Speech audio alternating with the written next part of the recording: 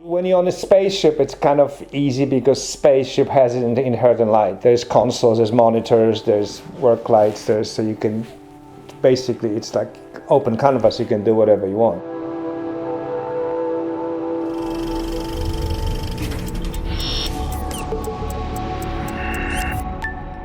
And Prometheus was, I mean, aesthetically we were trying to be very kind of clean and sterile, and really did this on purpose because original Alien was very kind of harsh light, kind of dirty and smoky and stuff. We wanted to make Prometheus ship very kind of clean, maybe a little homage to Stanley Kubrick.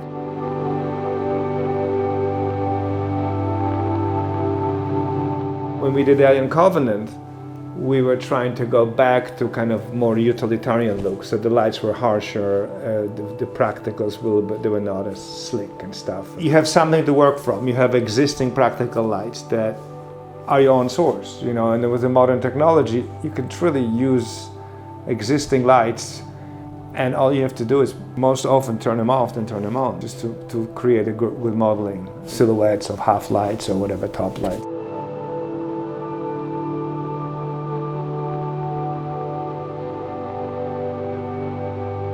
Prometheus was an amazing challenge. It was also like it was the beginning of the whole LED concept of lighting, which I've already toyed with.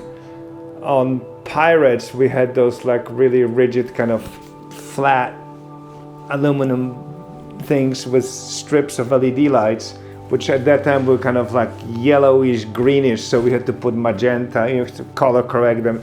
And then when Ridley called for this, he wanted to shoot a test, and I just didn't know what to do, so I grabbed a couple of those lights, took all the gels out and put them in the frame. And they had this kind of yellowish, greenish look. So it's like, I mean, I love this. Okay, so here we go.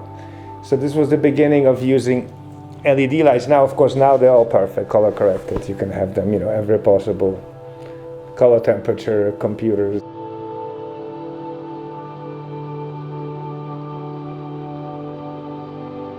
Designing the ship with Arthur was putting the light sources inside the set. This way you can shoot multiple cameras, different angles and stuff, and having everything on dimmers, you can basically create the space behind and use very little light in front just to light the face or keep it silhouette, which is more interesting. But it was a combination of experimenting with LED lights that were in a very kind of infant stage.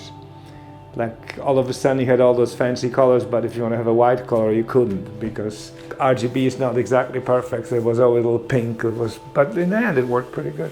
I'm very proud of the first scene which we shot, and it's in the opening of the film, when Michael, the robot, is basically walking through the whole space, establishing space of the spaceship, goes from one room to another, and lights come on, and he walks in. And there was very, very elaborate combination of, you know, lighting cues. And my first time was Ridley, who sometimes gets impatient. My gaffer was pretty nerve-wracking, but it looks quite effortless.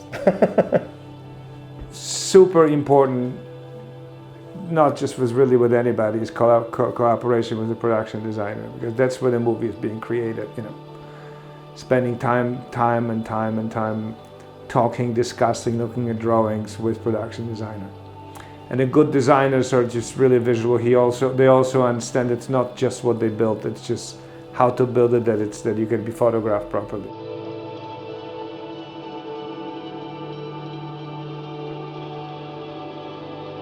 Zero gravity, we basically hang actors on wires and had them on the rails so that we could travel them. So when you see Jessica Chastain in the hallway of the ship, what it is, we have the hallways built minus the top. So the top hexagon part is open. That allows you to have a wire and a track, so she can float. And then, of course, digitally the whole thing is filled up. But fortunately, the whole thing, it's symmetrical, so you kind of repeat the ceiling. Knowing that it's going to be all these rigs on top, you design the ship that it's lit from the bottom. So when they put the ceiling, there's no lights on top, because otherwise, if there were lights, if I had to introduce the light from the top, it would be interfering with the rig and everything.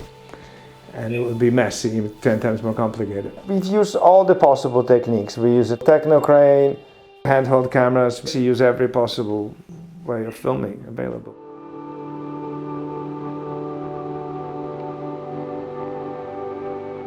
we went to Iceland. Originally, really wanted to go back to Morocco because he had a great time. He shot a whole bunch of movies there, Black Hawk Down, Gladiators. There was a Arab Spring and the riots, so everyone got a little uncomfortable. And then, so we convinced Ridley to go to Iceland, you know. And of course, he loved it immediately. Opening and landing of Prometheus is Iceland with a little trick because we sent second unit, helicopter unit to Wadi Rum, to Jordan, to photograph the Wadi Rum Valley.